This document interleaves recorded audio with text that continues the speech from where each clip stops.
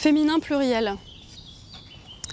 Le vert a été longtemps pour moi une façon de m'affirmer adolescente quand les autres se ruaient vers le rouge ou le bleu. Je choisissais le pion vert, la robe verte. Nous habitions en bordure de ville et déjà le vert manquait partout. Me démarquer semblait un objectif nécessaire. Je n'avais pas trouvé un moyen de m'affirmer plus malin que celui de sortir du cadre. Je voulais être maraîchère ou poète quand les autres se tournaient vers des études de droit, de commerce ou de médecine. Des disciplines qui me semblaient bien trop humaines. Longtemps, j'ai pensé par vanité que personne ne pouvait me comprendre. C'était avant de te connaître, et alors seul le vert pouvait traduire ce que je ressentais, avec son décalage, son naturel, son air faussement écœuré. Dans ma tête hétéronormée, empreinte de dualité, c'est le bleu qui est masculin, dominant, et le vert féminin, menacé d'extinction.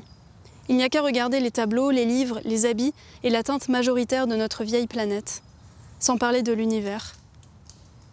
Mon père me rassure un soir de juin, alors que nous partageons cérémonieusement une pizza reine dans son jardin exubérant.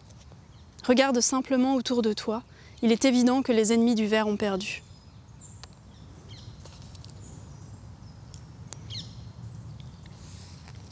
Nous sommes d'accord, le bois de Vincennes, ce n'est pas la forêt de Białowieża. Dernière forêt primaire d'Europe, en Pologne, où, d'après les audio-naturalistes, vous entrez comme dans une cathédrale où subsistent les derniers espaces sans écho humain. Mais c'est là que la metteuse en scène Isabelle Lafont promène son chien Margot et qu'Alexandra David-Néel a mené sa première exploration à peine âgée de 5 ans, échappant à sa nourrice. C'est là aussi que mon amie, aussi polonaise que la forêt primaire, veille sur sa fille après l'école, tout en consultant son téléphone portable, comme moi, comme tant d'autres autour de nous. Une terre de femmes modernes et audacieuses. Audio-naturaliste, un métier qui consiste à écouter et énumérer les bruits du monde, de plus en plus humains.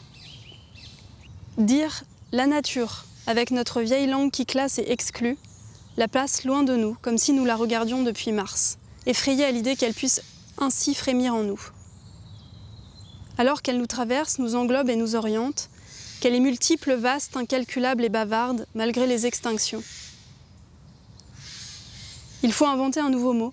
Je proposerais bien la nouture à l'Académie française.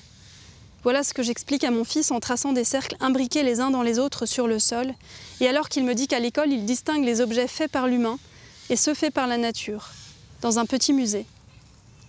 Il est encore tôt pour lui parler de Spinoza. Mais il n'est pas trop tôt pour qu'il sente à quel point sa participation sensible au monde est un sentier pour mieux se comprendre lui-même. Christiane Singer le formule différemment. Rien n'est plus naïf qu'une notion telle que la protection de l'environnement. Ce qui est menacé, c'est notre participation au concert, non le concert.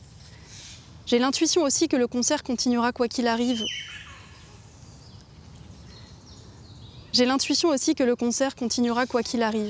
Convoquant des sifflements, des bourdonnements et des silences que nous ne savons pas encore entendre parce que nous prenons toute la place, au premier rang, à essayer de les convertir en téraoctets. Le concert continuera même si nous ne sommes plus là pour y participer.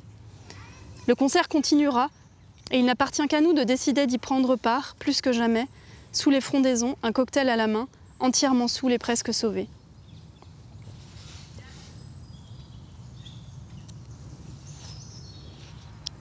Mon fils, à qui j'ai tenté de l'expliquer, fabrique des affiches pour annoncer le concert. Il m'apprend qu'il a dessiné le vent, les éclairs, le soleil, les animaux, des feuilles, la banquise, la mer. Il va descendre dans la rue pour les distribuer aux gens avec toi parce qu'il t'a vu donner des flyers de ton spectacle déguisé en Jésus. C'est pour une secte, ça vous intéresse? Lançais-tu à la cantonade Place de la Nation en brandissant les petits prospectus qui invitaient les passants déboussolés à se rendre au théâtre des Blancs-Manteaux le samedi.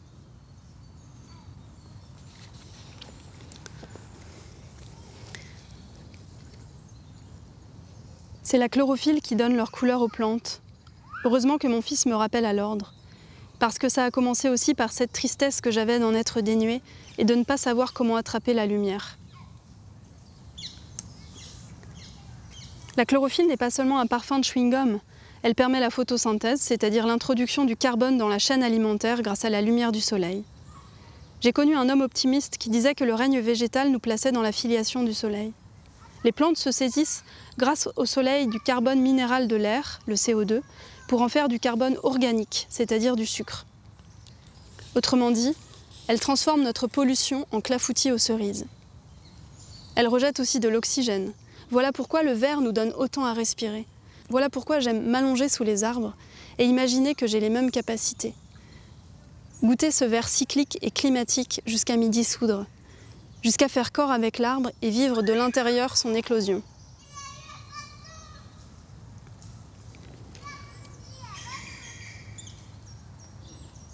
J'appartiens à une génération qui a grandi avec les désillusions et les tempêtes. C'est probablement ce que se dit chaque génération. Je suis née 3 mois après l'explosion de la centrale nucléaire de Tchernobyl. J'avais 8 ans l'année du génocide des Tutsis au Rwanda et juste 15 ans au moment de l'attentat du World Trade Center. Nous étions en seconde et ma prof d'anglais au visage précocement ridé nous montrait les images de cette guerre sans les commenter. J'ai découvert mes premiers cheveux blancs en lisant le rapport du GIEC sur la justice climatique et la Russie a commencé à envahir l'Ukraine alors que j'écrivais les premières pages de ce récit.